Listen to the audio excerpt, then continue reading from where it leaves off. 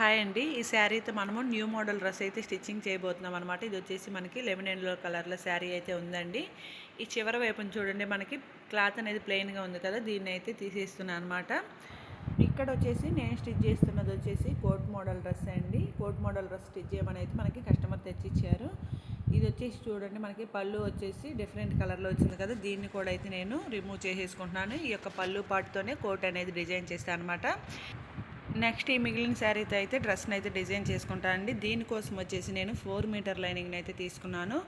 ఇక్కడ వచ్చేసి లైనింగ్ నేనైతే సపరేట్గా ఏం కట్ చేయట్లేదండి. ఫస్ట్ వచ్చేసి బాడీ పార్ట్కి సరిపడా అయితే ఈ విధంగా ఫోల్డ్ చేసి చూసుకుంటున్నాను అనమాట. ఈ విధంగా చూసుకున్న తర్వాత ఫస్ట్ పొడవైతే మార్క్ చేసుకోవాలి. నెక్స్ట్ వచ్చేసి ఇక్కడ మనం పొడవు మార్క్ చేసుకున్నాం కదా, ఇక్కడ వచ్చేసి ఈ విధంగా లైన్ అయితే వేసుకోవాలన్నమాట. ఈ విధంగా వేసుకున్న తర్వాత దీన్ని అయితే కట్ చేస్తున్నానండి. నాకు ఎంత వెడల్పులో క్లాత్ అయితే బాడీకి అయితే సరిపోతుంది అనమాట. దానికోసం ఈ విధంగా తీసుకొని పొడవు వరకు సరిపడా నేనైతే క్లాత్ని అయితే కట్ చేసేసాను. నెక్స్ట్ వచ్చేసి ఇక్కడ చూడండి, మనము షోల్డర్ పార్ట్ని అయితే మెజర్ చేసుకోవాలి. ఇక్కడ వచ్చేసి షోల్డర్ వచ్చేసి 5 ఇంచెస్కి అయితే మార్క్ చేశాను. ఇందులో 2 ఇంచెస్ వచ్చేసి నెక్ పార్ట్, 3 ఇంచెస్ వచ్చేసి షోల్డర్ వెడల్పు అనమాట. నెక్స్ట్ చూడండి, ఇక్కడ వచ్చేసి నెక్ వచ్చేసి వీళ్ళు నాకు 5 ఇంచెస్ అయితే పెట్టమన్నారండి. ఫ్రంట్ నెక్ వచ్చేసి 5 ఇంచెస్కి అయితే పెట్టమన్నారు. దానికోసం ఈ విధంగా నేను స్కేల్తో బాక్స్ షేప్ అయితే డ్రా చేసుకున్నాను. నెక్స్ట్ అదేవిధంగా చూడండి, చంక వైపు కూడా ఇక్కడ నేను ఎగ్జాక్ట్గా కాకుండా నేను మామూలుగా అయితే కట్ చేస్తున్నానండి. అంటే 5.5 ఇంచెస్ నేను రోజు కట్ చేస్తాను కాబట్టి నాకు తెలుస్తుంది అనమాట ఎంతవరకు పెట్టుకుంటే సరిపోతుంది అని చెప్పేసి ఈ విధంగా మార్క్ చేసుకున్న తర్వాత నెక్ షేప్ అనేది వీ షేప్ పెట్టమన్నారు, దాన్ని అయితే వేసేసుకున్నాను. నెక్స్ట్ చెస్ట్ లూజ్ అండి. ఈ యొక్క చెస్ట్ లూజ్ 30 ఇంచెస్కి అయితే మార్క్ చేసుకున్నాను. అంటే 30 ఇంచెస్లో 4/4 అనేది మార్క్ చేసుకోవాలి. అదేవిధంగా నడుము లూజ్ వచ్చేసి 28 ఇంచెస్ 4/4 అనేది ఇక్కడ మార్క్ చేసుకుని ఎక్స్ట్రా ఖర్చు అనేది మార్క్ చేసి దీన్ని అయితే నీట్గా కట్ చేసుకుంటున్నాను. అదేవిధంగా నెక్ పార్ట్ దగ్గర కింది వైపుని చూడండి, ఒక 1/2 ఇంచ్ అనేది పై వైపుకి ఈ విధంగా క్రాస్ అనేది తీసుకోవాలన్నమాట. నేనైతే ఈ యొక్క క్రాస్ అనేది ప్రతి డ్రెస్కి కూడా తీస్తానండి. ఈ విధంగా తీయడం వల్ల ఏంటంటే మనకి సైడ్ ఫిట్టింగ్ అనేది బాగా వస్తుంది అనమాట. దానికోసం ఈ విధంగా క్రాస్ అయితే తీసుకుంటాను. ఈ విధంగా మనం ఫ్రంట్ బ్యాక్ 2 కట్ చేసుకున్నాం కదా, నెక్ పార్ట్ని అయితే ఏమీ కట్ చేయట్లేదండి. నెక్ పార్ట్ని వచ్చేసి తర్వాత కుట్టేటప్పుడు అయితే కట్ చేసుకుంటాను. నెక్స్ట్ ఈ మిగిలిన లైనింగ్లో వచ్చేసి నేను హ్యాండ్ పార్ట్ని అయితే కట్ చేసుకుంటున్నాను అనమాట. హ్యాండ్ పార్ట్ పొడవు సరిపడా క్లాత్ని అయితే ఈ విధంగా తీసుకున్నాను.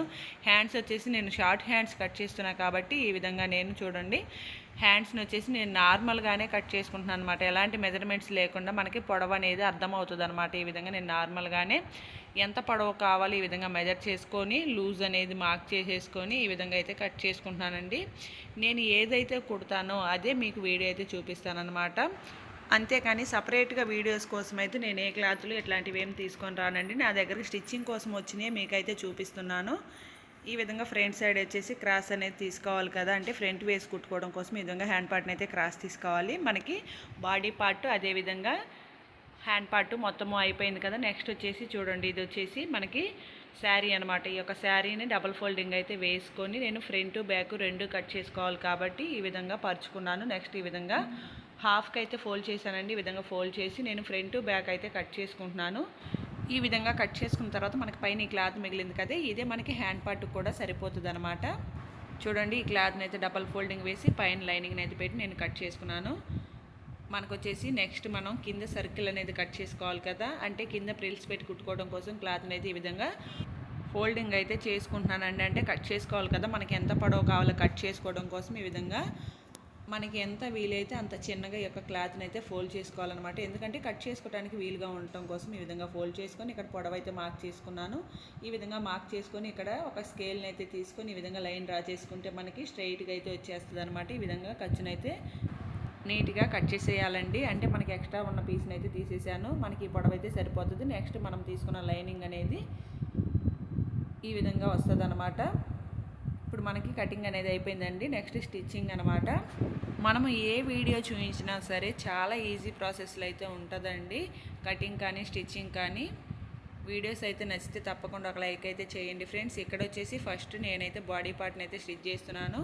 ఈ విధంగా మనకి ఫ్రంట్ బ్యాక్ 2 పీసెస్ ఉన్నాయి కదా, ఇందులో వచ్చేసి ఫ్రంట్ పార్ట్ని అయితే నేను తీసుకున్నాను అనమాట. ఫ్రంట్ పార్ట్ని తీసుకొని చూడండి, ఇక్కడ నెక్ షేప్ని అయితే ఫస్ట్ కట్ చేసుకుంటున్నాను. నెక్ అనేది నేను కటింగ్లో కట్ చేయలేదు కదా, ఇప్పుడైతే నేను ఈ యొక్క నెక్ని అయితే కట్ చేసుకుంటున్నాను. కట్ చేసుకున్న తర్వాత ఫస్ట్ వచ్చేసి చూడండి, మెయిన్ ఫ్యాబ్రిక్ని కింద పెట్టుకున్నాను. మెయిన్ ఫ్యాబ్రిక్ కూడా పై వైపు ఉండాలన్నమాట, కింద పెట్టింది పైన వచ్చేసి ఈ యొక్క లైనింగ్ పార్ట్ని అయితే పెట్టి ఫస్ట్ వచ్చేసి చుట్టూతా కూడా అంటే మనము నెక్ చుట్టూతా కూడా స్టిచ్ అయితే వేసుకోవాలండి. ఈ విధంగా వేసుకునేటప్పుడు మనము షేప్ ఏ విధంగా కట్ చేసుకున్నామో అదే విధంగా స్టిచ్ అయితే నీట్గా వేసుకోవాలి.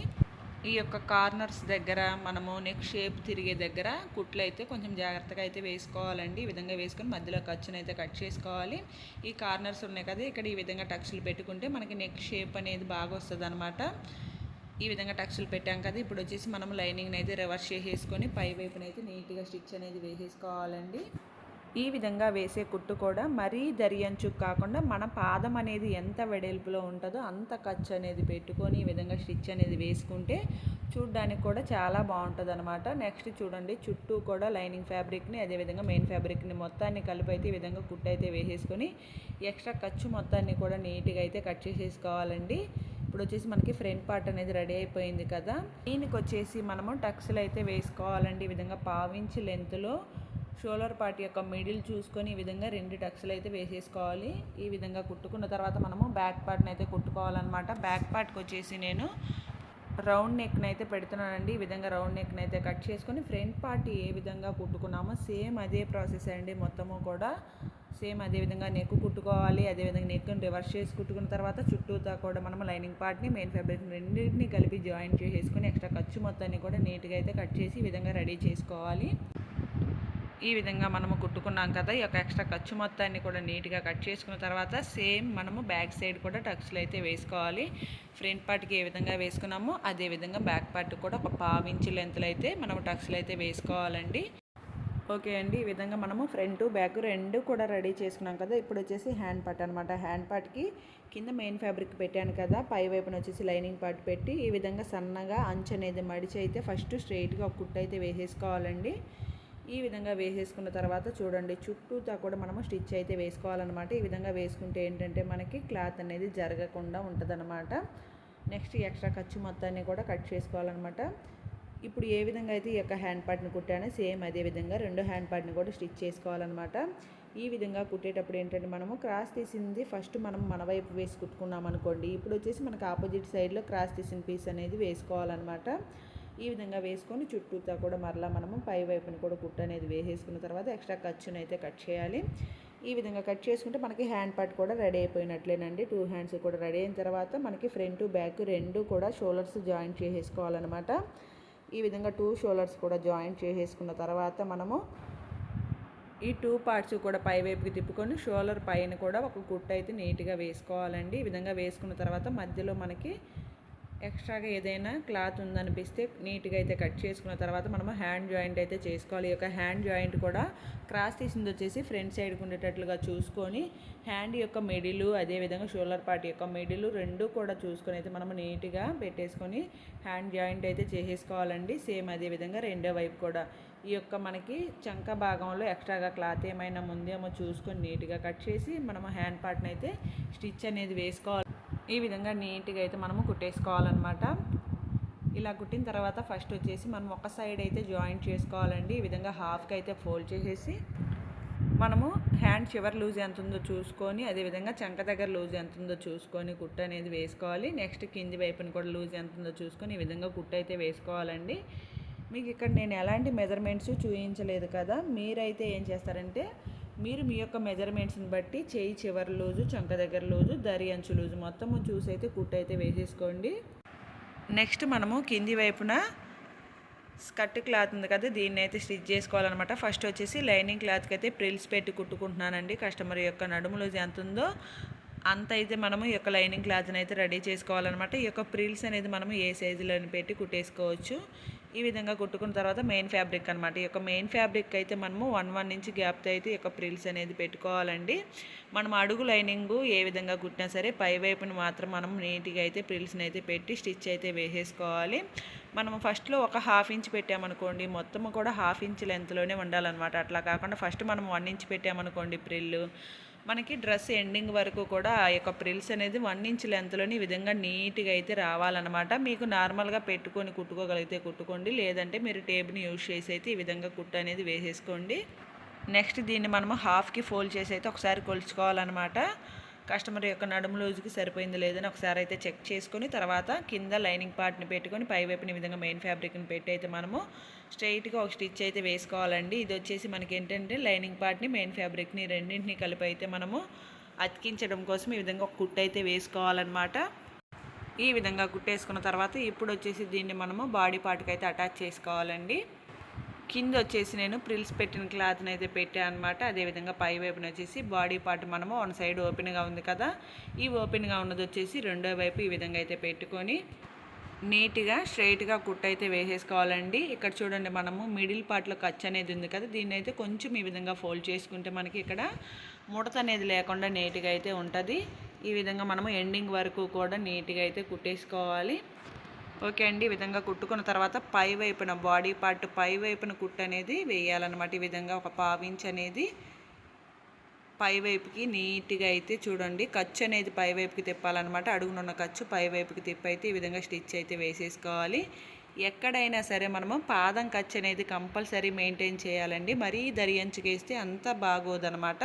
ఈ విధంగా పావంచు అనేది అంటే మన పాదం ఉంది కదా, పాదం యొక్క ఖర్చు అనేది పెట్టి కుట్టు అనేది వేస్తే నీట్గా అయితే వస్తుంది. ఈ విధంగా వేసుకున్న తర్వాత మనము రెండో వైపు కూడా జాయిన్ చేసేసుకుంటే మనకి డ్రెస్ అనేది కంప్లీట్ అయిపోతుందండి. ఇక్కడ వచ్చేసి చూడండి ఎక్కడైనా సరే నేను జాయింట్ చేసేటప్పుడు ఫస్ట్ వచ్చేసి నడుము పార్ట్ నుంచే కింది వైపుకి స్టిచ్ అనేది వేస్తాను అనమాట. అంటే ఏ డ్రెస్ కుట్టినా సరే నేను ఫస్ట్ నడుము పార్ట్ నుంచి కింది వైపుకి జాయింట్ చేసుకున్న తర్వాత నేను పై వైపునైతే స్టిచ్ చేస్తానండి. ఎందుకంటే ఇక్కడ మనకి నడుము దగ్గర కుట్లు అనేది రెండు ఈక్వల్గా రావడం కోసం అయితే ఈ విధంగా చేస్తాను అనమాట. ఈ విధంగా మనము ఫస్ట్ స్ట్రైట్గా కింది వరకు స్టిచ్ అయితే వేసుకోవాలండి. వీడియో ఏ విధంగా ఉందో కామెంట్ సెక్షన్లో చెప్పండి ఫ్రెండ్స్. వీటిని ఇస్తే లైక్ చేయండి. ఇలాంటి మరిన్ని టైలరింగ్ వీడియోస్ కోసం అయితే మన ఛానల్ అయితే సబ్స్క్రైబ్ చేసుకోండి ఫ్రెండ్స్. అదేవిధంగా వీడియోస్ ఏ విధంగా ఉంటున్నాయో కామెంట్ సెక్షన్లో కూడా చెప్పండి.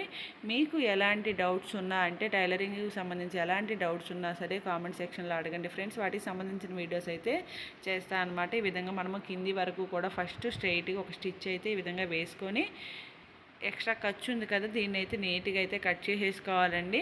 ఈ విధంగా పీచులు ఇవన్నీ ఉన్నాయి కదా, వీటిని అయితే నీట్గా అయితే కట్ చేసేసుకోవాలన్నమాట. నెక్స్ట్ వచ్చేసి చూడండి పై వైపు నుంచి అంటే పైన హ్యాండ్ పార్ట్ దగ్గర నుంచి మనము కుట్టు అయితే వేసేసుకోవాలన్నమాట. ఈ విధంగా ఫోల్డ్ చేసుకొని కస్టమర్ యొక్క ఆది ప్రకారము ఫస్ట్ మనము హ్యాండ్ చివరి లూజు, చంక దగ్గర లూజు, నడుము దగ్గర లూజు ఈ విధంగా చూసుకొని ఇంతవరకు కుట్టుని మనము సైడ్కి తీసేసేయచ్చండి. లేకపోతే ఆ యొక్క కుట్టుని మనం దరి అంచు వరకు కూడా మనము కుట్టేసుకోవచ్చు అనమాట. ఈ విధంగా 2-3 కుట్లు అనేది కంపల్సరీ ఏ డ్రెస్ కుట్టినా వేయాలండి. ఫైనల్ లుక్ అయితే ఇదండి. దీనికి కోట్ అనేది రెడీ చేశాను, దాని యొక్క వీడియో కూడా అయితే పోస్ట్ చేస్తాను అనమాట. వీడియో నచ్చితే లైక్ చేయండి.